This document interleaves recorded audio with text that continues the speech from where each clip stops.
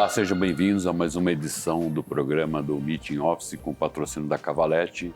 Hoje nós temos como convidado aqui o arquiteto Roberto Andreotti. Roberto, seja bem-vindo, obrigado pelo aceite. Bem-vindo, Roberto. Obrigado pelo convite. Um prazer mais uma vez participar aqui de uma conversa com vocês. Eu vou pedir para você se apresentar e contar um pouco da sua jornada. Ok. Bom, meu nome é Roberto Andreotti. Atualmente eu sou sócio de uma empresa chamada ForCorp, Arquitetura Corporativa. A minha jornada começa, obviamente, na faculdade, né? A jornada como arquiteto. Eu me formei na Universidade de São Paulo em 1993 e desde então eu trabalhei sempre de alguma forma ligado ao nicho corporativo.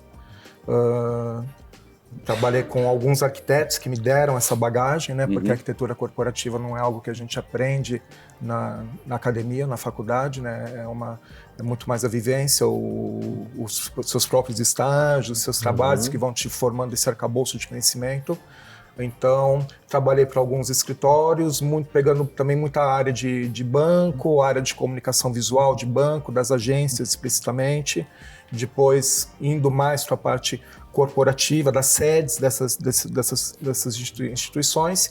E aí, então, fui aprofundando cada vez mais nesse meio e aí em escritórios em geral. Então, a minha especialidade é arquitetura corporativa, é o que eu conheço, é o que eu trabalho há 30 anos nisso. Então, e com esse conhecimento aí acumulado, foi quando, há 9 anos atrás, junto com um sócio, nós resolvemos montar, então, a ForCorp para atender especificamente esse nicho do corporativo e tentar fazer um atendimento um pouco mais personalizado, né? Nós somos uma estrutura pequena, em comparação a algumas empresas do mercado, então isso claro que isso traz um ônus e um bônus, mas eu acho que o bônus é isso, a gente consegue fazer um atendimento mais personalizado para o cliente, né? Durante todas as etapas do processo. A nossa empresa ela é focada não só em projeto, mas na própria implantação do escritório, então é um processo de início ao fim, né? Então, a intenção de abrir a empresa foi essa, e estamos aí até hoje, está indo bem, graças a Deus. O mercado é um mercado bom, né? Mesmo com as suas oscilações, como foi na época da pandemia, mas conseguimos atravessar esse período e mesmo antes da pandemia, crises, né, que ocorreram, isso, né? Exatamente. A gente teve lá 2000 e lá momentos 15, políticos, 16, eles acabam, sim. infelizmente, eles acabam atrapalhando um pouco esse nosso mercado, né? Porque as empresas têm alguns receios, algumas coisas que podem acontecer, então acabam segurando algumas decisões e postergando até que tenham essas decisões. Então, atravessamos essas crises e hoje a gente está numa fase boa, pelo menos para nós lá na empresa. A gente percebe que o mercado está muito benéfico desde mais ou menos meados do ano passado. A gente sentiu que tem um bom um aumento de demandas aí no mercado. Então, eu estou considerando assim, o ano de 2025 um ano muito próspero. Eu acredito que essa tendência aí do mercado agitado vai se consolidar ainda ao longo desse ano. O escritório faz projetos e construção? Isso, como que nós estamos formatados? O nosso principal produto é a implantação, é o escritório pronto, né? Então, para isso, eu ofereço algumas etapas que podem estar inclusas ou não de acordo com o pacote com o cliente, tá? A gente, às vezes, começa até com uma busca do imóvel para o cliente, entendendo quais são as características do que ele está precisando, tanto em termos de tamanho, quanto em termos de geolocalização do escritório. Então, aí a gente sai no mercado através de alguns parceiros de imobiliários. Nós não somos imobiliários, mas nós temos alguns parceiros, e a gente vai fazendo essa busca de imóveis para o cliente, fazendo alguns testes fits nesses imóveis para ver qual que se adequa melhor para o programa dele, e depois, então, após o cliente fechando esse contrato de locação, aí a gente parte para a elaboração de projeto. Então, às vezes, eu tenho essa etapa de ajuda em seleção de imóveis. Às vezes, aparece o cliente já com o imóvel definido, ou às vezes até o imóvel que ele mesmo já está, né, que ele quer fazer alguma adequação. Então, aí nós entramos com essa fase de projeto, a fase de elaboração de layout, criação de imagens renderizadas, né, para mostrar como que a gente está conceituando esse espaço, para daí então fazer a parte de implantação. Aí o orçamento geral de todas essas ideias, né, orçamento de implantação e partindo para a implantação. Na Forcop, a gente também executa trabalhos de outros arquitetos, Tá. né? Não são só trabalhos autorais nossos. Muitas vezes o cliente já aparece também já com um projeto de um outro arquiteto e está buscando só uma empresa para que possa fazer essa implantação. Tá. Nós atendemos da mesma forma também, tá? Então a gente pega isso, a gente pega desde o começo até o final, o pacote ele vai diferenciando conforme a demanda do cliente. É possível, né, assim, ver alguma tendência, por exemplo, em geolocalização, quer dizer, uma área que está sendo mais demandada, tamanho de laje, ou que seja? Olha, as lajes que a gente costuma trabalhar são mais ou menos lajes, a gente pega um nicho bem específico, que seriam lajes, sei lá, pequenas, vamos dizer até inclusive de 100 metros, pequenos escritórios, indo mais ou menos para 1.000, 1.500 metros. Esse é um perfil que a gente gosta muito de trabalhar, esse tamanho de laje, tá? Os processos são mais rápidos, muitas vezes até mais rentáveis, então e a minha empresa, hoje, pelo número de colaboradores que a gente tem com mais ou menos 20 pessoas, está modulada exatamente isso, para esse tamanho. Então, o que eu noto agora, em termos de localização, a gente vê esses grandes eixos que eles continuam valendo mesmo, né? A própria Faria Lima é ainda um eixo muito, muito desejado, né? Por alguns nichos de empresa, principalmente hoje em dia as empresas de investimento. A gente está vendo essa expansão também ocorrendo aqui à volta da Chácara Santo Antônio, né? Que no passado a gente teve uma presença maciça de algumas empresas lá. Depois dessas reformas viárias que tiveram ali no bairro, eu percebo também empreendimentos novos nascendo ali naquela região. E também pegando um pouco, coincidentemente, eu tive alguns clientes ali na região da Barra Funda. Tá? Tem alguns prédios corporativos ali também, coisas novas que estão aparecendo. Então, hoje em dia pode ter sido uma coincidência, eu não sei se é uma tendência de mercado, mas a gente pegou alguns clientes também focando ali naquela localização. Tem ali o Jardim das Perdizes, né? Que é Isso, novo, tem um né? residencial, um empreendimento residencial ali de grande porte. Eu acho que isso acaba atraindo para alguns empresários decidir a localização numa questão de função de trânsito, deslocamento, fazer a implantação das empresas lá. Você tem a Barra Funda, depois você vai ter metrô ali no Isso Sumaré, é um fato importante, Pompeia, né? Então, quando você tem um transporte público facilitador, próximo ao teu escritório, isso facilita para algumas empresas, né? Empresas que poucas pessoas têm seu transporte próprio, que depende de transporte público, que eu acho ótimo também, né? Então aí isso também entra no processo de decisão da localização da empresa. Porque mobilidade é um problema, São Paulo, né? É um problema, eu acho mesmo. Eu acho que a gente está a cidade está crescendo muito, a gente também está vendo muito empreendimento residencial em áreas que teoricamente já estavam bem adensadas, né? Com a mudança aí da legislação. Então, obviamente, isso vai retratar num fluxo maior de veículos na rua. E as ruas continuam nos mesmos tamanhos? Exato. A gente vê aí de uns anos para cá até uma expansão maior do metrô, mas ainda é deficiente, né? Acho que a cidade ainda está muito carente. Eu falo do metrô porque o metrô é um transporte mais rápido, né? Não depende tanto do trânsito, depende quando dá problema é uma falha técnica, não um problema de trânsito, né? Então isso eu acho que é um problema para a cidade, né? E isso me remete também a uma outra questão que quando a gente fala muito eu acho que é um assunto que a gente tem que explorar um pouquinho também, essa questão do trabalho híbrido, home office, né? A grande queixa das pessoas que gostam de fazer home office é a questão do tempo perdido no trânsito, né? Mas acho que essa é uma conta que não pode ficar somente para a empresa, né? Essa é uma conta do poder público, na verdade, né? Então a gente tem que entender que a responsabilidade disso para fazer uma melhora de vida não é só a empresa colocar o seu trabalhador dentro de casa alguns dias da semana, né? O poder público ele tem que estar muito atuante nisso, né? Para a gente ter uma qualidade. São Paulo é uma cidade tão difícil, né? Que sofre com tantos problemas. A gente está nessa época de chuvas, as tempestades, as enchentes, falta de luz. Então a gente depende muito do poder público para gerir uma cidade desse tamanho, né? Até porque hoje a questão de muitas empresas, né, estarem querendo trazer o colaborador novamente para dentro da empresa, né? É isso mesmo. Né, para ficar o que era no passado, o pré-pandemia. Antes do pré-pandemia, né? Isso é um impacto muito grande, né? Porque a gente já percebe algumas retomadas aí e o tempo que a gente demora no trânsito hoje está bem maior do que ocorria o ano passado, por exemplo. Né? A sensação que eu tenho até, Gustavo, é que já está maior do que o pré-pandemia em alguns dias da semana. Né? Já é um trânsito até um pouco maior. E voltando a isso, né, das empresas querendo a presença dos seus funcionários, eu acho que esse é uma grande tendência agora, né?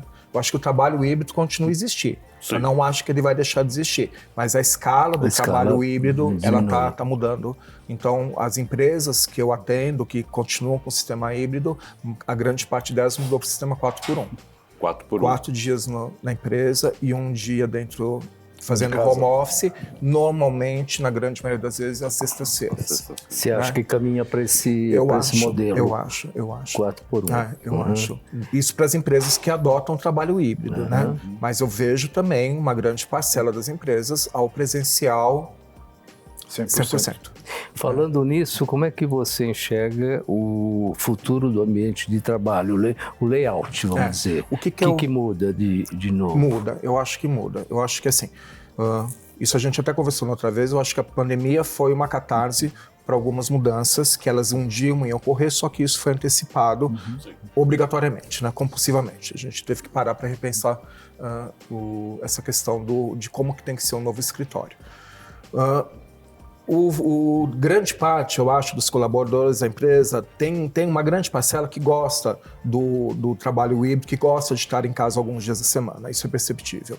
Então, para você trazer esse cara para dentro da empresa, eu acho que você tem que hoje mostrar e apresentar para esse colaborador coisas que sejam atrativas dentro da empresa. Né? Então, eu acho que isso se caminha para vários lados, né? Um que é o próprio lado da ambientação do espaço, né? Porque assim, a figura central de um projeto corporativo é a pessoa, é o colaborador, não é o espaço por si próprio. É o usuário que vai estar lá dentro. Essa é a figura central. Tudo que você faz nesse projeto é satélite a isso, entendeu? Porque você, no fundo, está pensando que é um espaço para a pessoa trabalhar, né? Então, o foco é o colaborador. Então, para que você possa trazer ele para dentro, o espaço tem que ser atrativo em várias questões. Numa questão de ambientação, ele tem que ser visualmente agradável, né? Assim, a riqueza de cores, texturas, relevos, isso torna o ambiente muito rico. Isso. Aí você entra nas questões técnicas, né? Que o ambiente tem que ter um bom nível de propriedades, eu não digo nem de isolamento acústico, a acústica envolve muito mais que isso, né? É a qualidade do som interno, um menor índice de reverberação, isolamento em áreas de reuniões estratégicas, então a acústica é muito importante, luminosidade, o ambiente tem que ser agradável, né? E o que eu noto hoje também, que eu acho que é uma coisa que está aprofundando cada vez mais, o velho posto de trabalho, ele não é hoje exclusivo dentro da empresa, né? A velha mesinha, a plataforma, esse não é o único lugar que você trabalha hoje dentro de uma empresa, né? A empresa, cada vez mais, ela te oferece possibilidades de trabalho, de posições de trabalho cada vez mais diferenciadas, né? Então, aquela pessoa que está dentro de casa, ela, quando está trabalhando lá, ela pode até dar uma variada, tem uma hora que ela vai para a sala, tem uma hora que ela vai para o escritorinho, ou se quiser trabalhar numa varanda um pouco. E se você, esse hábito, ele tem que trazer também, eu acho que para dentro do escritório, né? É um jeito também de você trazer esse colaborador para dentro da área. Então, ele com certeza ele vai ter uma plataforma de trabalho, mas ele vai ter áreas colaborativas, ele vai ter áreas de pequenas reuniões, não necessariamente dentro de uma sala de reunião. Hoje a gente tem essa grande inclusão das cabines acústicas para fazer ligações com privacidade. Então, tudo isso gera, né, posições de trabalho diferentes que dentro da sua rotina você pode ir variando até para sensações até de alívio em algum momento, né? Então, o que é o equilíbrio entre o espaço particular de trabalho e o espaço coletivo de trabalho. Né? Então, às vezes você tem a necessidade de um espaço particular para uma tarefa que exige alta concentração. Então, hoje a arquitetura corporativa ela oferece essa variedade de espaços e essa flexibilidade de uso, né? Então, antigamente não, gente, até o ano passado a gente falava de área colaborativa, estação de trabalho e cabine. Não é só isso, acho que isso está ampliando um pouco. Essas pequenas áreas de trabalho cada vez mais diferenciadas, elas estão ampliando. E eu acho que isso torna o layout cada vez mais rico, entendeu? E o espaço sendo utilizado como um todo. Eu acho importante o colaborador, o usuário daquele espaço, ele transitar por todos os espaços da empresa. E isso também vem através do layout, né? A criação de fluxos inteligentes para isso. É importante que ele não esteja só na área de trabalho e só na hora da copa para pegar um café. Tem que transitar. Isso acho que gera, inclusive, relacionamento com outras pessoas que não necessariamente estão do seu lado, no espaço de trabalho do seu lado, físico, do dia a dia, né? Então, isso eu acho que toda essa discussão veio por causa da pandemia, por causa do sistema do primeiro do lockdown, depois trazer, e depois como trazer e fazer a pessoa ficar bem. Não é só ficar, né? Porque ficar bem. A gente viveu um momento que não era previsto, né? Não. Por ninguém. Exatamente. Então, novidade, né? Novidade para todo mundo. A não ser nos filmes de ficção científica, a gente nunca encarou que isso podia ser uma realidade para a gente tão proximamente, né? E eu acho que antecipou muitas tendências, muitas coisas que iriam acontecer nos próximos 5 anos. Não dá nem para falar em 10 anos, mas nos próximos 5 anos, né? E a gente vem vivenciando isso daí em tempo real, né? Que me volta àquela questão que você falou no início, né? Que quando você se forma na faculdade, você não tem uma matéria voltada para esse nicho. Corporativa, né? Não tem. Né? E queira ou não queira, vocês que estão hoje projetando e estão conceituando, vocês estão praticamente dizendo quais são as... Estão criando protocolos. Protocolos para aquilo, né? É um bom termo esse. Exatamente isso. Obviamente, você tem... A arquitetura corporativa não é uma arquitetura do pode fazer tudo. Né? Você tem restrições, você tem normas, você tem restrições, inclusive legais, em relação a isso. Né? Você tem normas de bombeiro, em termos de rota de fuga, largura de corredores. Então, essa arquitetura sempre está baseada em questões técnicas, né? Não é só uma criação livre, ela está baseada em questões técnicas. As questões técnicas, elas estão aí, né? São as nossas normas e legislações, que existe um arcabouço disponível para a internet, mas você tem que entender como decifrar isso também para o ambiente, né? Então, a arquitetura corporativa, ela envolve uma ampla gama de disciplinas para você ter o resultado final. Então, eu acho que isso eu concordo, acho que isso eu sinto falta um pouco na faculdade. Eu não digo numa pós-graduação que você pode entrar nisso, eu acho que na formação do curso básico, porque é de extrema importância, né? Então, enquanto na faculdade você foca muito em residencial, ou então, sei lá, em prédios públicos, eu acho que esse nicho, ele é muito esquecido dentro da formação. E hoje eu sinto falta, inclusive, para fazer contratações. Isso que eu ia te perguntar, porque assim, como é que você pega essas novas gerações, novos profissionais que se formam, né? E se formam já em tecnologia, né? Embarcada dentro do DNA. Artificial embarcada. Né? Como que a gente... Olha, por exemplo, agora recentemente a gente está passando por um processo de admissão de arquiteto júnior, tá? Então, para um arquiteto júnior, eu não vou exigir esse conhecimento, essa bagagem, porque ele não tem ainda, né? Mas eu preciso que ele tenha algumas noções básicas, porque é o que eu digo. O conhecimento ele vai adquirir lá na empresa. Sim. Tá? A empresa compartilha conhecimento. Eu vou qualificar esse profissional, porque isso vai ser uma vantagem para ele, obviamente, para o futuro dele, mas é uma vantagem para a gente também, né? Na hora que se qualifica essa pessoa. Então é isso, eu preciso de alguém que, na verdade, ela mostre muito mais um brilho no olhar, de vontade de trabalhar nisso, de engajamento nisso, do que um próprio conhecimento da área. Né? Isso que eu estou falando para uma posição de alguém com poucos anos de formado. Então, a gente está partindo para isso, porque não dá para exigir esse conhecimento, porque é um conhecimento que se adquire no mercado. Se a pessoa está há pouco tempo no mercado, ela não conhece, é natural isso, né? Então, mas aí a gente está lá, a gente tem uma equipe lá muito sênior que a gente vai passar esse conhecimento para eles. Então, para novas contratações, para pessoas de pouco tempo de formado, a gente parte para esse princípio. Agora, quando eu preciso de um profissional, uma posição, algum cargo mais sênior e tal, aí eu vou procurar gente que já trabalhou na área, inevitável. Não dá para pegar para uma posição onde requer uma experiência pessoas que não tenham nenhum conhecimento dessa área, porque é muito diferente, né, de outras áreas. Hoje você falou muito na questão de bancos, né? Vocês trafegam também com hotéis, hospitais, não varejo? Não trafegamos. Para hotéis, eu já fiz os escritórios administrativos da rede de hotel, mas não necessariamente a rede hoteleira. Tá? Então isso a gente não... O que a gente tem em alguns casos, por uma coincidência, mesmo que às vezes vindo através de clientes corporativos, a gente fez algumas clínicas médicas e clínicas odontológicas, mas varejo não focamos em varejo e nem saúde. Não são saúde que eu digo assim, hospitais maiores, não, porque acho que já tem gente aí super boa no mercado para isso, não é um conhecimento que eu tenho, não é uma área que a gente tem interesse em trafegar. Mas o corporativo já é assunto suficiente, né? Já é rico o suficiente, já é um grande desafio. Então, eu acho que nesse ponto a gente prefere ser mais especialista do que generalista. Entendeu? A empresa tem esse caráter. Roberto, pós-pandemia mudou muito o teu interlocutor no cliente? Teu interlocutor na obra, no cliente, no projeto? Olha, eu não vejo isso como uma mudança relativa à pandemia, tá?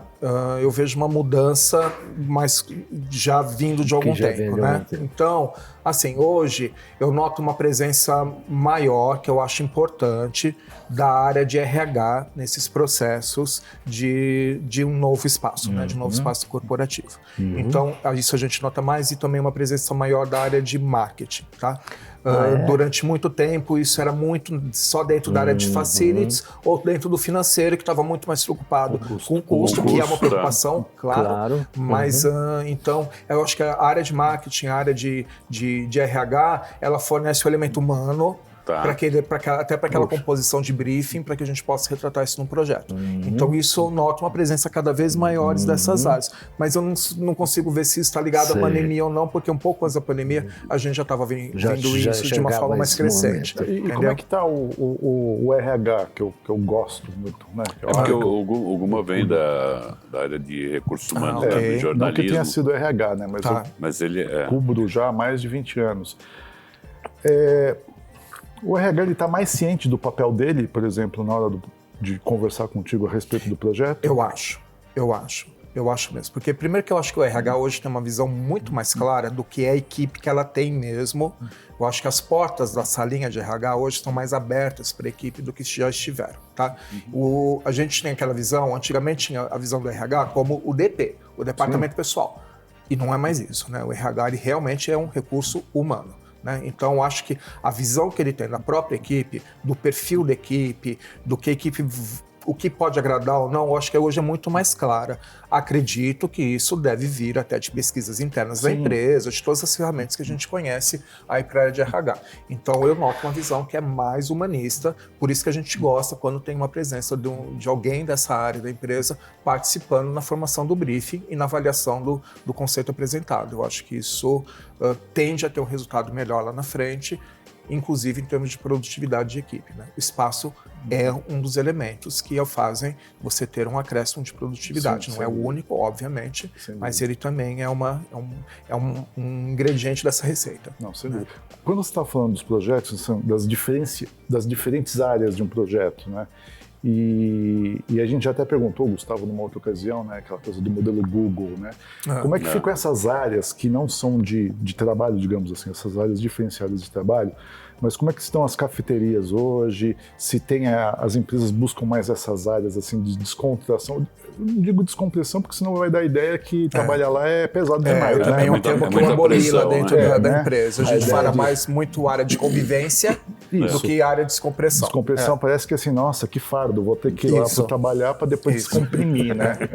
Dissipar o funcionário, né? Como é que estão essas áreas agora? Que você vê em termos de preocupação por parte das empresas em relação a esses ambientes? Então, o que eu acho, o que as empresas consideram, e eu também concordo com isso, é que essas áreas são oportunidades de serem pontos de encontro. Tá? Então, diversos setores pessoas de diversos setores podem se encontrar nesses espaços de convívio. Então, isso só vai reforçar a sinergia da empresa. né? Então, eu acho que hoje tem muito mais uma visão para isso, para formar um ponto de encontro. Obviamente, você vai ter que estar todos os confortos para a pessoa poder almoçar dentro da empresa, tal. Antes, aquela coisa da copinha restrita, fechada entre paredes, para comer 3 pessoinhas, isso mudou, né? Normalmente, essas áreas já estão agora em espaços abertos, em espaços bonitos, espaços convidativos. O que eu vejo hoje, pelo menos nos meus clientes atualmente, aquela área especificamente para diversão, através de, sei lá, de mesas de ping-pong, fliperama, isso para mim, nos briefs que eu tenho recebido ultimamente, isso tem diminuído. Tá? Essas áreas estão sendo mais utilizadas para sofás, até para uma área de relaxamento, alguma coisa assim. Tem uma coisa que os funcionários adoram muito, é quando a empresa oferece algum tipo de serviço, né? Um cabeleireiro, uma manicure, uma massagista, isso, assim, eu acho que isso atrai muito os olhos do colaborador, né? Porque é um tempo que você está lá na empresa que você também pode utilizar para isso de uma forma muito cômoda, você não vai nem pegar um transporte para chegar até o seu cabeleireiro. Então, e eu noto que a área de, vamos dizer, diversão, usando um termo que nem sei se seria o correto, o fliperama, o videogame, isso, pelo menos os briefs que eu tenho recebido ultimamente, tem diminuído um pouco, tá? Aproveitar esse espaço mais para uma área de convívio do que numa área de diversão. E os cafés têm aumentado? Tem aumentado, tem ficado mais interessantes. Tem uma coisa que a gente tem que tornar cada vez mais os espaços mais flexíveis e versáteis dentro de uma empresa para aproveitar o tamanho daquela laje, né? A pessoa está pagando por metro quadrado, então a gente tem que tirar o máximo de proveito daquele metro quadrado de locação. Então, essas áreas de café, essas cafeterias, muitas vezes elas servem também para eventos para a empresa, né? Ela também tem esse outro uso. Por isso que também tem agora um olhar um pouco diferenciado para isso, porque não é só o público interno, mas o público externo também vai poder usufruir daquele espaço em algum tipo de evento ou algum tipo de encontro. Leva o cliente para conhecer e tal. Exato. Ainda usam aquele negócio de esquentar marmita em banho-maria? Não, né? Não. Hoje é o micro-ondas com essa função mesmo. Já usei muito daquilo. Mas eu li uma reportagem recente, inclusive calhou de ser de 2 empresas de pesquisa de mercado que acabam fazendo a parte de vacância. E eles estavam dizendo uma coisa mais ou menos nesse sentido, que lajes que tinham áreas verdes, né, que não eram ocupadas, que ninguém queria, porque você está pagando 1 metro quadrado de um jardim que... Teoricamente não tem uso. Falou que hoje essas áreas são mais valorizadas. Tem o custo de manutenção, né? Tem. Mas é uma coisa assim, então assim, no passado ninguém queria, porque assim, eu estou pagando 1 metro quadrado de uma coisa que é um jardim que não vai me servir para nada, né? Entre aspas, né? E pós esse momento da pandemia, essas áreas esgotaram rapidinho, né? Isso, é uma verdade. Por exemplo, a gente vê alguns edifícios aqui em São Paulo onde você tem os andares escalonados, né? A cada vez que escalona um andar, você tem uma possibilidade, dependendo do conceito do edifício, de você ter ali um terraço, um jardim, que aquele privilegiado que alugou aquele andar, ele é um dos únicos que vai ter direito. E são áreas extremamente disputadas, né? Você ter a possibilidade de ter área interna e área externa, é um conceito de casa isso, né? Você tem a casa e você tem o seu quintal. Né? E o quintal em casa é sempre muito bem utilizado. Então, eu noto também que essa questão virou um objeto de interesse de algumas empresas pegar áreas que oferecem algum tipo de área externa, algum tipo de área verde, porque é mais agradável, né? Isso eu percebi também em projetos, em novos lançamentos que andam ocorrendo, a gente já começa a perceber essa movimentação de áreas verdes, que antes era só num local específico, numa laje específica, num andar, e agora ela passa a ter em outros andares também. Em outros andares, sem dúvida. Eu tive a oportunidade recentemente de conhecer um empreendimento novo que está saindo ali na Vila Madalena, zerinho, o Habite saiu agora, já está em fase de ir para o mercado.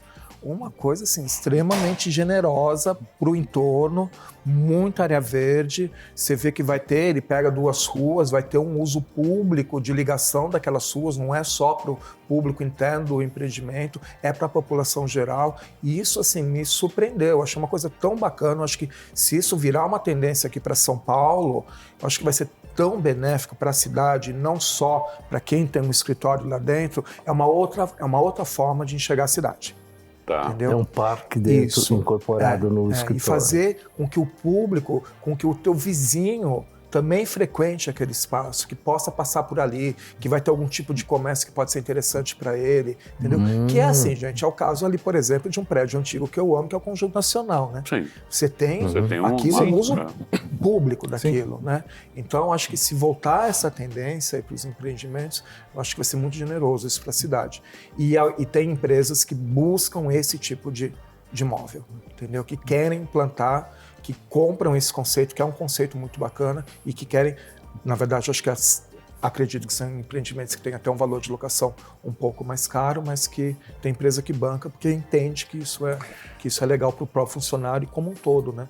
Que é interessante que, assim, no caso de uma empresa, ela está conversando com a comunidade, né? E aí você consegue, talvez, um projeto, trazer um pouco dessa comunidade para o projeto, né? Você faz essa mescla, acho que fica bem... enriquece mais, tanto o projeto quanto favorece mais o entorno. Né? Eu acho também. Não, mas aqui na ponte da Cidade de Jardim, a gente foi visitar ali aquele... que é o Zumisto, né? O Zumisto, Eles fizeram também ali, residencial, tem corporativo. Tem corporativo. É lá naquela esquininha da praça onde tem um posto de gasolina ali atrás que virou... Da frutaria. Eu sei. Tá. Ali o empreendimento está saindo assim, então. Ele já saiu assim? Já saiu, tá. Já saiu desse conceito. Então você tem a área do residencial, né? Mas e ao lado você tem o corporativo, né? Com lojas, com um monte de coisa. Você tem um próprio mercado ali embaixo, né? O posto de gasolina, você tem uma frutaria, série... né? A frutaria, tradicional. E a circulação entre o corporativo e o comercial, você consegue passar ali pelo meio, tudo, sair no outro quarteirão. Tem duas entradas. Tem duas entradas no coisa. Isso é legal. Eu gosto desse tipo de projeto. Projeto que sempre favorece também o entorno, que enriquece o entorno, eu acho isso sensacional. Porque volta-se naquilo, né? Mobilidade, né? Verdade, como que você... Né? Não dá pra você morar num lugar e tem que depender de um iFood, chamar um Uber para ir comprar um pão na padaria, entendeu? Ficar encastelado, né? Isso mesmo. Ultimamente a gente tem vivido muito encastelado em São Paulo, né? Muito. Então acho que por vários motivos. Então qualquer projeto que permita essa movimentação, acho que é sempre bem-vindo. Né? Agora, me fala uma coisa, né? A gente falando de ambientes e tudo mais, a gente fala de áreas colaborativas, né? Você percebe uma mudança no design do mobiliário? Percebo. Bastante. E eu percebo isso nos últimos anos, assim. Nos últimos anos, sei lá, 10 anos. Tá? Eu lembro que... eu acho que mais ou menos uns 12 anos atrás, talvez 10, 11 anos atrás, eu dei uma palestra numa Abrafac. E nessa palestra eu comentei exatamente isso, da falta de opções que naquele momento o mercado atravessava, o mercado imobiliário corporativo atravessava para que a gente pudesse enriquecer mais os projetos em termos de poltronas, móveis para a área colaborativa. Então a gente ainda estava uma coisa muito restrita, isso a gente via muito acontecendo lá fora, mas o mobiliário aqui ainda, a indústria ainda não estava nessa pegada. Há uma mudança em 10 anos extremamente significativa, né? Sim. Todas as empresas têm essa preocupação, todas as empresas criaram suas próprias linhas. Hoje a gente acha uns produtos maravilhosos no mercado e até para as situações de trabalho, o colaborativo, mas as próprias situações de trabalho também mudou a cara, tem um design mais atraente, mais moderno, deixou de ser aquele commodity que todo mundo tem para oferecer soluções cada vez mais especiais. E com tecnologia. E com tecnologia, assim, né? Exatamente. Em termos de ajuste. Eu lembro que lá na editora, assim, a gente chegou a fazer matéria e fotografamos a cadeira do dono da editora, porque era aquela coisa assim do presidente, né? Aquela coisa maravilhosa. Ostensiva. Isso hoje não tem mais. Não, acho que um grande segmento que houve uma guinada muito grande, escritório de advocacia, né? Bastante. Era Gustavo, você sabe que lá no escritório a gente tem, lá na empresa a gente tem bastante cliente que é escritório de advocacia. Não sei porquê, tá? Um vai indicando o outro, tal. Nem foi um trabalho de marketing específico que a gente fez para esse nicho, mas foi acontecendo e a gente tem bastante. Mudou bastante. Mudou. Assim, aquela coisa super tradicional, aquela cara de madeira escura e tal. Obviamente que existe ainda quem ainda gosta desse conceito, mas é muito diferente. Muito diferente. E tem uma coisa que eu acho que meus clientes advogados que não fiquem bravos comigo, mas dentro desse nicho é onde a gente vê o maior sistema de hierarquia implantado dentro da empresa, tá? Dentro do nicho do direito. Né? Então você tem, antigamente isso, bastante, hoje menos, a sala do sócio nível 1, a sala do sócio nível 2, a sala do sócio nível 3. Porque são todos sócios, isso. né? Aí você vai ter mesmo os advogados, né? O estagiário, o advogado 1, o advogado 2, e a cada vez que você é promovido, você muda o seu espaço de trabalho, né? Então, ou é uma mesa maior, ou é uma sala com 2 pessoas, depois uma sala privativa. Então, acredito também que é para fazer a pessoa desejar subir na carreira, né? Ter aquilo como um objeto de ascensão. Né? Ou talvez até um reflexo do modelo de como se estrutura a justiça. Isso, Mas eu acho que isso também hoje tem mudado, entendeu? Então, se alguém reclamar, fala que tiraram do contexto o que você falou. Tá bom. Mas isso eu também acho que tem mudado. Obviamente você vai ter as salas dos sócios, que a advocacia também é um trabalho de muita concentração, né? Você tem um espaço isolado, reservado privado, é conversas. importante isso. São conversas estratégicas, são conversas... Então Confissões. é importante, isso de fato é importante. Mas essa distinção da hierarquia, isso tem sumido um pouco. Mas até dando só uma continuidade nessa questão da advocacia, né? Eu tive agência de comunicação e eu lembro que há uns 20 anos atrás os advogados me procuravam para fazer campanhas publicitárias, né? E a gente não podia fazer porque você esbarrava com a OAB. Você não pode divulgar, você não pode fazer tal coisa, você não pode... Né? Eu acho que essa nova geração que veio entrando nesses últimos anos aí, né? Acabou mudando também, inclusive, o conceito de...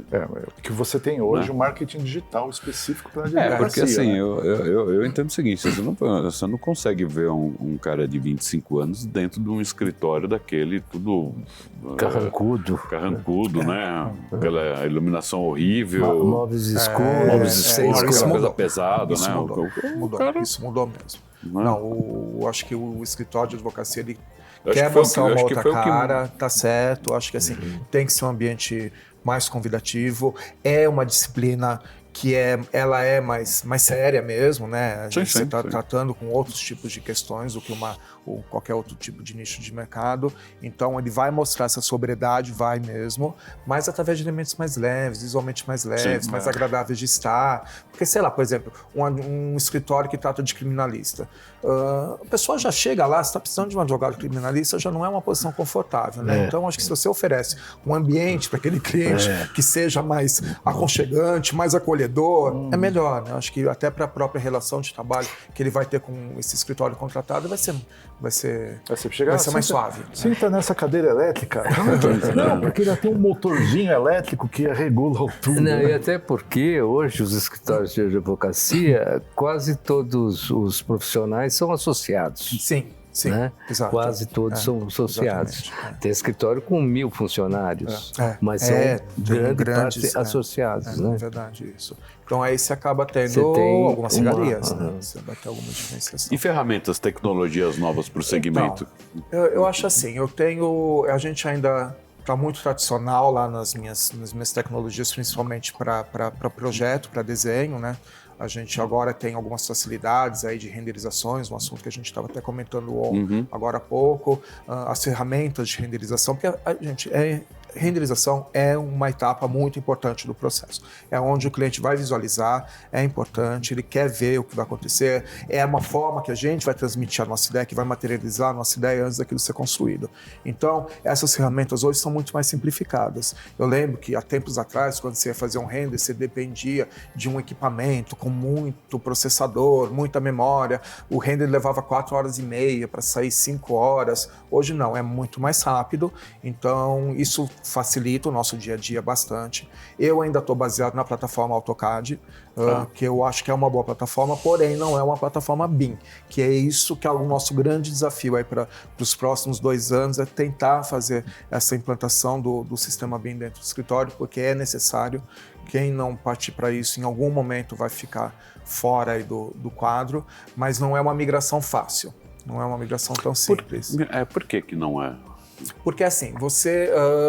Veja... O processo de desenho entre o AutoCAD, que nada mais é do que uma prancheta eletrônica, para um software que seja de sistema BIM, modelável e tal, as ferramentas são completamente diferentes. Para você retratar uma coisa numa prancheta eletrônica e no BIM é muito diferente. Então, assim, o raciocínio muda na hora de usar o projeto. Não é o mesmo raciocínio que você só vai evoluir para aplicar naquilo, é outro raciocínio. Então, para quem está muito tempo baseado no AutoCAD, que é o caso, é difícil, entendeu? Essa migração. A estrutura é outra, né? E além disso, quando você começa a migração, esse processo é lento. Então você não pode migrar o escritório totalmente para aquilo. Você tem que continuar tendo os softwares que te geram agilidade, que é o do seu dia a dia, e aquilo você tem que deixar poucas pessoas envolvidas. Então você vai aumentando o número de pessoas envolvidas para aquele processo. Então é um processo lento. E, por exemplo, o Revit, que é um programa muito utilizado na nossa área, você tem toda a criação de um banco de dados, de blocos, de não sei o que você tem que usar. Essa criação também não é uma coisa tão simplificada. É isso que vai trazer um projeto cada vez mais assertivo, é a criação desse banco de dados. Isso também não é uma coisa tão simples assim, né? Porque depende muito das suas representações gráficas do seu próprio escritório. Obviamente você tem blocos prontos aí de produto, mas não é só isso. Então, mas a questão de blocos hoje facilitou bastante, muito, né? Porque antes era terrível, né? Muito, Você falava com a indústria não tinha o bloco do próprio produto. Sem sentido. E agora todo mundo tem, né? E tem em várias versões, né? Não tem só para Revit, você vai ter para SketchUp, você vai ter até para AutoCAD 3D, você tem um bloco em várias versões. Então isso a indústria facilitou muito a nossa vida, né? E aí você tem também uma outra questão que eu acho que é para onde a gente está caminhando agora, falando um pouco até de inteligência artificial, que vai ser a integração da inteligência artificial dentro desses programas. Que hoje ainda não está completamente dentro, né? Você pode gerar uma coisa no programa e colocar aquilo que você gerou dentro de uma inteligência artificial para, sei lá, vamos utilizar o termo, talvez aprimorar, né? Mas ainda estão em plataformas separadas, mas eu acho que a tendência aí dos próximos anos é que isso esteja incorporado dentro dos programas. Aí eu acho que vai começar a ser uma coisa bastante interessante, porque aí eu acho que ela pode te ajudar em umas questões até anteriores, né? Se você tem uma alimentação aí de banco de dados, por exemplo, de normas, como eu estava falando agora há pouco, normas de rota de fuga e tal, até isso ela pode te ajudar numa análise, né? Porque são coisas que você não muda, quer dizer, são coisas assim, fixas. Exato. Vamos colocar, é um operacional. Essas são as premissas básicas, que você não pode deixar de atender. Você tem as variáveis e você tem as obrigatórias. As variáveis onde você vai estar colocando a tua criatividade. É isso, que aí sim, aí eu acredito que continua sendo o elemento humano. Acho que isso é inteligência artificial no seu futuro, mas eu acho que a criação, o elemento humano na criação, ele é fundamental ainda, a inteligência artificial. Porque tem até uma discussão, eu estava participando de um fórum outro dia de arquitetura pela internet, estava acompanhando, né? E alguns falam assim, não, a profissão do arquiteto acabou. Eu acho que não acabou. Eu não vejo isso, porque assim, e aí, cadê a criatividade? Exato. Cadê... Exato. Acho que assim, acho que a ferramenta vai te ajudar. Acho que assim, é o profissional melhorar. Que não usa e o profissional que usa. É isso. Mas o profissional não vai deixar de existir. Não tem como, Gustavo, porque assim... O cliente vai, assim, se não tem a presença do arquiteto, é o cliente que vai colocar na inteligência artificial, entendeu? Então, quem é que vai operar isso? E não é aqui, aquele resultado não é o resultado que vai atender. Então, e o cliente sabe o que ele quer? Então, exato. Não é porque, o cliente não sabe. Não, porque a criação de briefing é uma coisa muito complexa, não é uma coisa tão fácil assim. É uma discussão, Roberto, até que assim, eu como agência de publicidade no passado, é o que eu falava para minha equipe. Se o cliente soubesse o que ele queria, ele não me contratava. Isso é verdade. Isso é verdade. Né? Começa por aí. Então, se ele está me contratando, é porque ele precisa dessa consultoria, sabe disso. Eu entendo que isso repassa para o escritório de arquitetura, para engenharia, assim por diante, porque ele tem uma ideia daquilo, ele não sabe se aquilo é o certo ou correto, qual é a norma. E às vezes, numa conversa com o cliente, quando o brief não está totalmente construído, que você vai ajudar na construção desse programa de necessidades, existe ainda uma coisa que é muito subjetiva nessa hora. Entendeu? Porque às vezes o cliente não está conseguindo expressar exatamente o que ele está querendo, mas às vezes você, pela conversa, pelas referências que ele usa, você consegue captar isso e tangibilizar. Exato. E eu não acho que isso a inteligência artificial vai fazer de uma maneira, neste momento, gente, eu não sei qual é o futuro, tá? Certo. Mas nesse momento eu não acho que ela vai fazer isso de uma maneira tão assertiva e tão confortável para o cliente, né? Sim. Então, o arquiteto eu acho que é uma profissão que vai existir sempre. Tá? Não vejo nenhuma substituição dele por causa da inteligência artificial. A gente vê aí processos robotizados em fábricas, tal, que realmente substituíram o elemento humano, tal, mas eu acho que são coisas totalmente diferentes. Entendeu? Uma coisa é um processo robotizado dentro de uma linha de produção que vai fazer um movimento específico. Outra coisa é um processo de criação. Eu acho que uma coisa é você chegar no térreo e apertar o andante que você quer e o elevador te levar, porque você não tem mais o senhorzinho que vai abrir a porta. Isso, o assessorista. O assessorista que vai lá, abre a porta e... Né? Mas que pode conversar com você se o elevador pifar, né? Pelo menos, né? Exato. Pra você não ficar sozinho lá dentro. Se você não tiver que acudir o velho, né? Então, essa tendência, né, de algumas coisas, eu sei, a gente acompanha aí que eu... Outro dia eu estava vendo, meu filho vai trabalhar numa profissão que ainda não surgiu, né? Então, isso cada vez mais eu também tenho observado, eu achei engraçado isso através de algumas matérias. Nossa, mas como é que é essa profissão? Não sei. Não existe. Aí a pergunta para a mulher assim, mas qual seria a profissão? Não sei, ainda não existe. Ainda não nasceu, não surgiu. É uma coisa muito louca, né? Porque você deixa de existir profissões que estão aí para outros que vão surgir que em algum momento, né? Porque a gente entende que muita coisa está muito ligada também à tecnologia, né? E a velocidade da tecnologia é muito rápida, né, gente? Até em alguns momentos eu fico até um pouco assustado, assim, porque é cada vez mais rápido, né?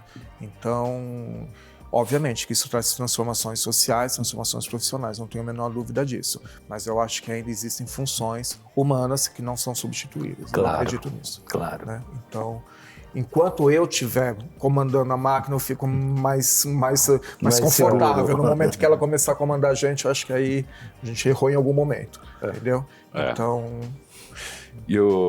Bom, projetos, vocês atuam em São Paulo, Brasil todo? Então, meus projetos são, acho que 90% baseados aqui em São Paulo. São Paulo, não só a capital, mas a grande São Paulo, na região metropolitana também. Barueri, assim, Fox também, centros próximos daqui. E, eventualmente, eu tenho projetos fora do estado. Agora mesmo eu estou terminando uma obra em Curitiba, mas o nosso foco, até através das nossas relações comerciais, acaba sendo muito mesmo aqui em São Paulo, que é um mercado também que já abastece bem a gente, né? A obra à distância, obviamente, tem desafios diferentes do que uma obra no seu local, né? Você tem que ter um olhar até mais atencioso. Numa obra à distância, você também tem um misto de mão de obra que você manda daqui, mas um misto também de mão de obra local, que nem sempre está acostumado a trabalhar com você. Também, né? Exato. Então tem desafios maiores, né, do que uma obra de onde você está residente. Mas pra gente acontece, mas o mais frequente aqui em São Paulo mesmo. A gente já tem um bom mercado aqui em São Paulo. Nesse momento a gente está com... Eu estou em vários estágios aí desde prospecções até de trabalhos fechados, começando aquela parte mais burocrática, que é o detalhamento dos projetos complementares, obras começando, obras terminando e obras com alguma questão de um pequeno pós-obra, alguma coisa assim. Você pode contar algum case interessante dessas obras, sem novas. falar, não precisa falar o nome. Não precisa ser das novas, pode ser da... Eu tinha uma pergunta no início, mas aí a conversa foi fluindo. Qual foi o teu primeiro projeto corporativo que você participou?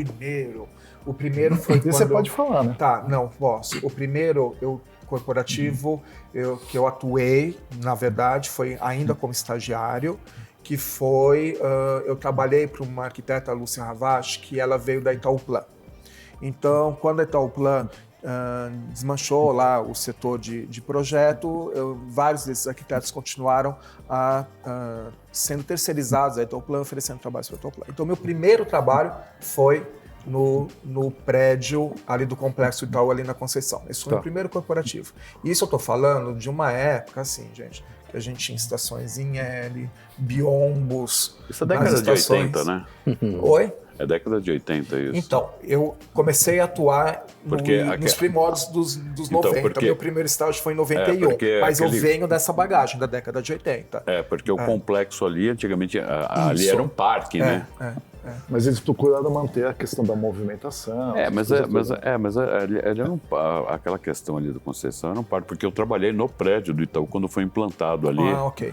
Na coisa que eram duas torres ali, inclusive tinha uma agência do banco. Ali. Isso, tinha, exatamente isso. Enfim, é um... Então, meu primeiro projeto foi ali naquele complexo. Como estagiário. Como estagiário, prancheta, nanquim, grafite, normógrafo. Nossa dessa Senhora. época. Então, uma época completamente diferente do que é hoje, né? Diferente. Que a gente tinha prazos maiores, as ferramentas eram mais lentas, mas Até porque você mandava o projeto por correio. Isso. Então, assim, eu confesso que eu tenho um certo saudosismo dessa época, tá? Eu gosto muito da tecnologia, mas puro, eu tenho certo... né? Puro arquiteto, né? Exatamente. E voltando à pergunta, você tem alguma obra mais recente que você possa falar? De alguma obra interessante? Tem que salvar, viu? viu? Tá, assim... As obras que a gente está fazendo agora, eu estou fazendo, sem citar nome de cliente, não sei se eles querem que eu cite ou não, mas eu estou agora iniciando a gente iniciou semana passada um escritório aqui em São Paulo, de uma vinícola lá do Rio Grande do Sul, que está mudando a sua filial aqui de São Paulo. Então a gente está montando, inclusive ali na Barra Funda, que é um dos projetos que apareceu ali para gente. Nós estamos também, agora vamos iniciar daqui 2 semanas um projeto de uma associação comercial, que é um centro de conhecimento. Então vai ter uma grande biblioteca, vai ter salas de aula, vai ter um auditório, é um centro de conhecimentos para executivos. Que local que é?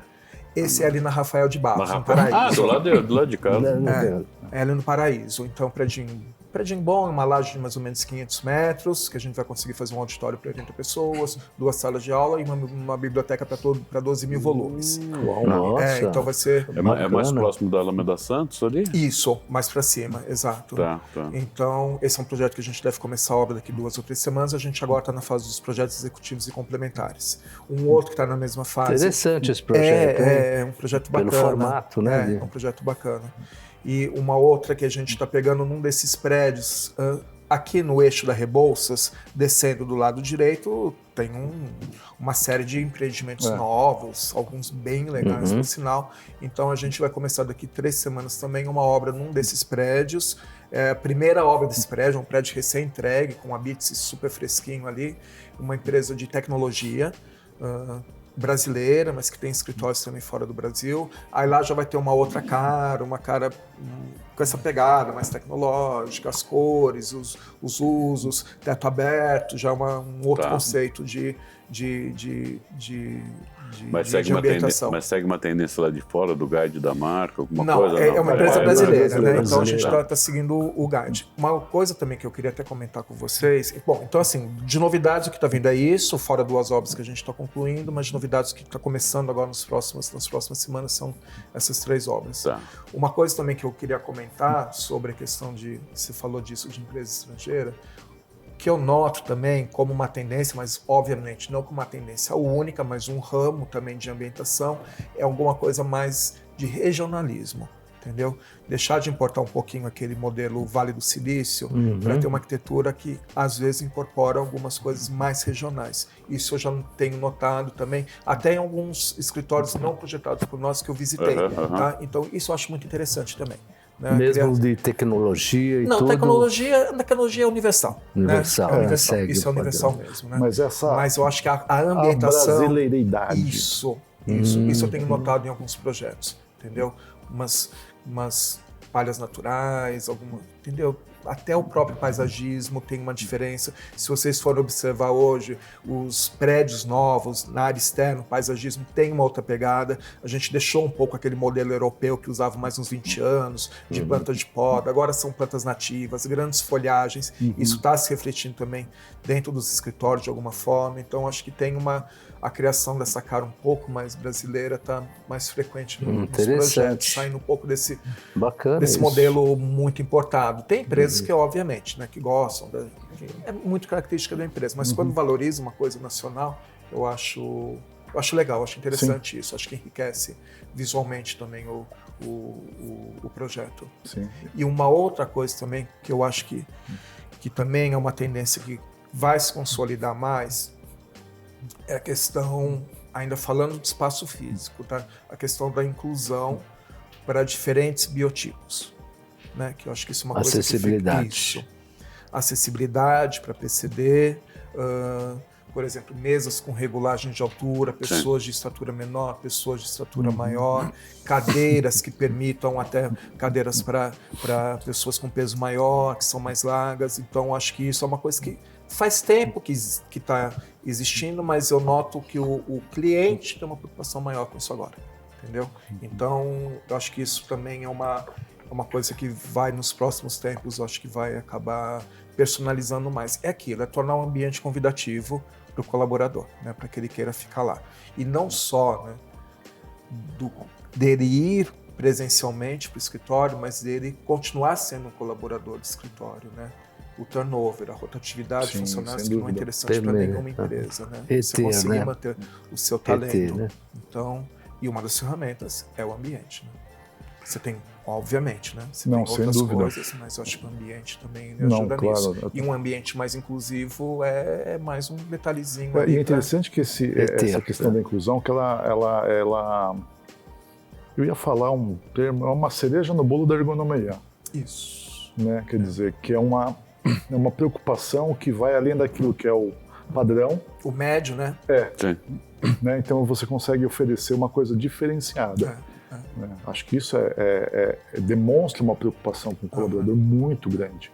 Muito grande. Acho que volta naquilo que você falou, o ambiente é construído com foco no colaborador e depois os adornos, né? Isso, mas o principal, né, o ponto de atenção, né, é o colaborador. É isso, não tem como ser diferente, né? É que antigamente não era, né? Não. Então era uma coisa que... Não é. Você via aqueles espaços... Não é crítica, né? Era um outro modo de ver, né? Você via aqueles espaços extremamente massificados de estações de trabalho, aí você ia ter a copinha, a sala de reunião, que normalmente era muito mais para os seus clientes do que para reunião interna. Então, e mudou bastante. Eu acho que isso, acho que é tão bom isso, acho que isso é uma evolução em pouco tempo, né? A gente está falando de pouco tempo. Mudou drasticamente, né? Eu acredito que essa evolução, eu vou dizer que ela tem uns 20 anos, entendeu? O primeiro passo, assim, para uma visão diferente de 20 anos e nos últimos anos, num ritmo muito mais acelerado. Nós fomos no Centro Velho o ano passado, né, que vimos aqueles bancos antigos, né, como eram constituídos, né, o espaço, né, como era diferente, né, e mudou tanto, não? Eu acabo de uma certa forma, indo com a minha esposa visitar, a gente falando em centro de São Paulo, né, você acaba visitando alguns prédios ali na região ali da Boa Vista, 15 de novembro. Tive clientes ali também. Então assim, eu passo por lugares ali, ela não... que volta naquilo, né? Eu, quando comecei minha jornada, eu fui office boy, né? Tá. 15, 16 anos, então assim, Conheci o centro. Hoje acho que nem existe mais essa função office boy, né? Não, acho que chama-se WhatsApp. Ou o motoqueiro do serviço de entrega, né? Naquela época nem motoqueiro tinha, né? E eu frequentei muito esses bancos na região central, porque era o polo, né? Principalmente a Boa Vista. Boa ali, Vista, Ribeiro Badaró. Isso mesmo. Então eu conheço todos aqueles pontos, né? De Viconaga, a gente teve naquela casa lá do seu amigo lá, que ele tem ali na Ribeiro Badaró, esqueci até o nome, tem uma casa também de 60 anos, 70 anos que tá lá, né? Mas, então, quando você entra dentro desses lugares, você vê como que era o conceito daquilo, o tipo de mesa, como que era feito, né? Em banco, que você tinha o lugar da ordem de pagamento, né? o local com o gerente, o local que você ia fazer Aplicação. A aplicação, que na época era overnight, casa, né? Casa Godinho. Casa Godinho. Eu não tinha condições para aplicar no overnight, né? Eu era sempre a poupancinha. Mas eram coisas... Então, sim, você tinha, você tinha uma coisa. Aquelas madeiras, aquelas mesonas escuras. Até mesmo a questão do cofre, né? A gente foi visitar também o Santander lá. Eu tive com ela visitando o Santander, né? O antigo Banespa, né? Farol Santander, A gente foi né? no Farol Santander, teve um evento lá, a gente acabou participando lá tudo, que também estava feito pelo arquiteto ali, o Fernando Brandão. Então a gente veio visitando ali tudo, né? E você vê a questão do cofre, como que era antigamente e hoje, né? Aquele cofre do prédio eu conheci também. Ah, é? Porque eu, num momento aí da minha vida eu fiz alguns trabalhos lá para Então, Santander. mas é uma coisa muito interessante. Muito diferente, porque é muito diferente. Porque você entrar hoje dentro de um local que é um bar, eu lembro perfeitamente quando eu entrava para pegar dinheiro para a empresa. Né? Dinheiro, dinheiro, papel, moeda. Dinheiro, papel, moeda. Porque não existia aquele negócio, vou fazer... Colocava no Mais um Pix, não existia nada disso daí, né? envelope Então, pardo, você ou punha aquele no amarelo, envelope alguma coisa, para dentro de um malote, enfim. Então eu entrava dentro do cofre, você tinha horário marcado para lá, você falava com o tesoureiro, um monte de coisa. Então eu lembro das mesas, a composição daqui.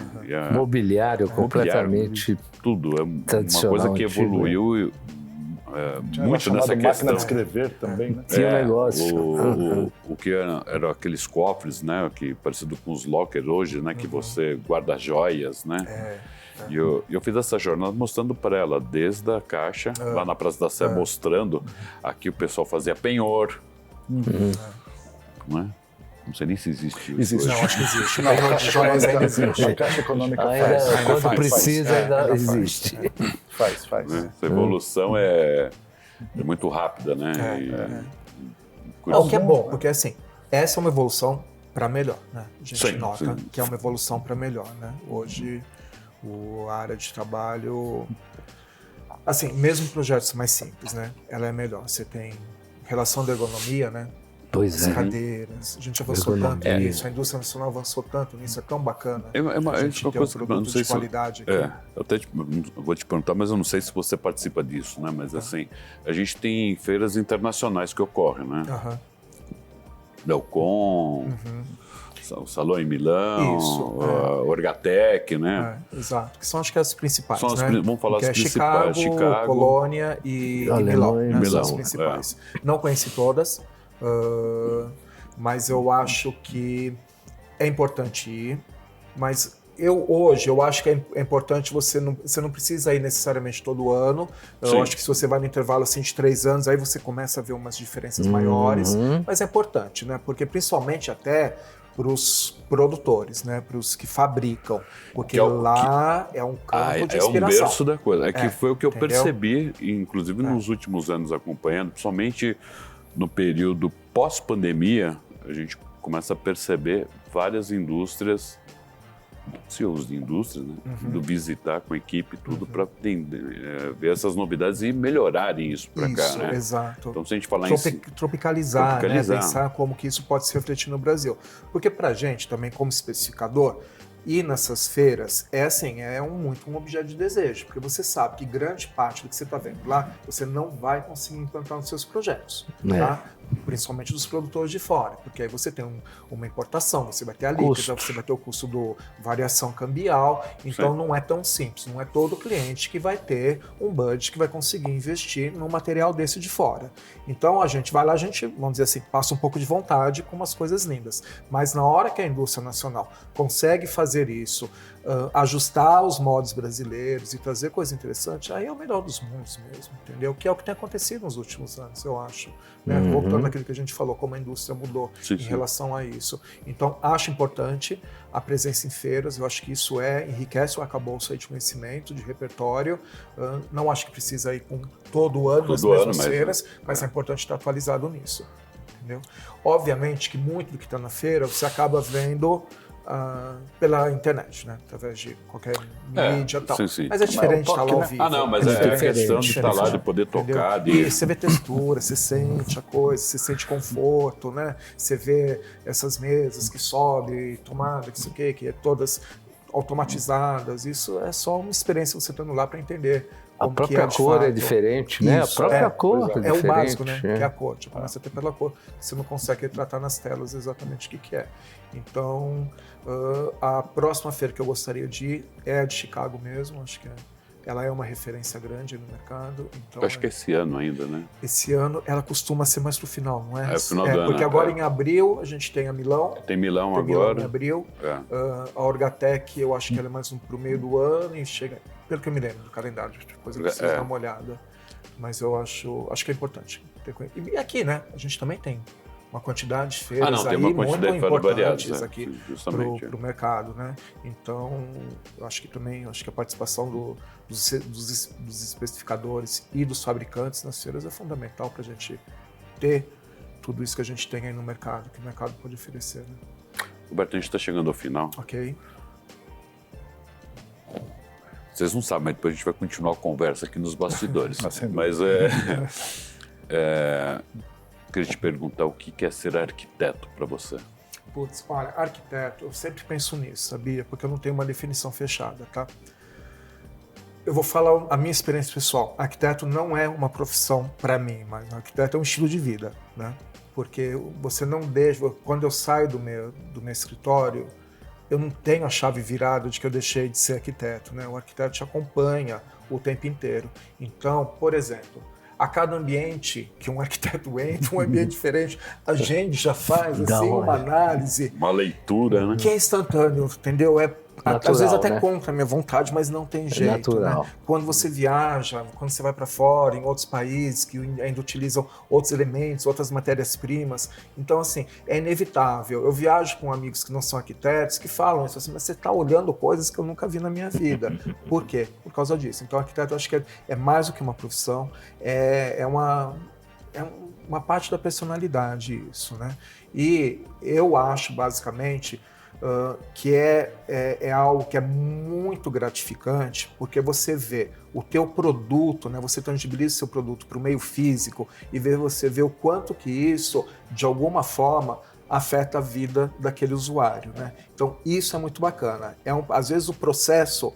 Vamos pegar um cliente, que às vezes pode ser um processo mais complicado, complicações de obra, sei lá. Mas na hora que você entrega do resultado final, você esquece toda aquela parte ruim e fala assim, putz, que bacana que eu tô interferindo positivamente na vida de um grupo de pessoas que vão frequentar esse espaço por alguns anos. Entendeu? Então isso é uma parte da profissão que é muito gratificante, entendeu? É muito prazerosa. O processo criativo não é um processo fácil, né? Muitas vezes é sofrido, né? São só as benéficas, tem as agruras também, não é uma coisa tão simples. Chegar nesse produto que depois vai ser materializado na obra é uma experiência interessante, mas a obra pronta, gente, é um prazer que... E o bacana do corporativo é isso, né? Como são processos mais rápidos, essa alegria também é mais rápida, né? E ela acontece várias vezes aí num período de tempo. Então, assim, eu não me vejo em outra profissão, para te falar a verdade. Estou aí com meus 30 e poucos anos de formado e cada vez mais eu tenho certeza de que eu fiz o caminho certo mesmo. A escolha correta. Não me vejo em outra profissão. Eu amo arquitetura, para falar bem a verdade, eu amo bastante arquitetura mesmo. Roberto, obrigado pela participação. Muito obrigado, eu que agradeço a todos pela vocês, participação. pela conversa. Bate-papo muito bom, muito gostoso, enriquecedor. O tempo voou, né? É verdade. Obrigado a vocês que nos acompanham aqui no canal do YouTube. Para quem ainda não segue, por favor, clique aqui embaixo. E até a próxima edição. Obrigado. Até logo.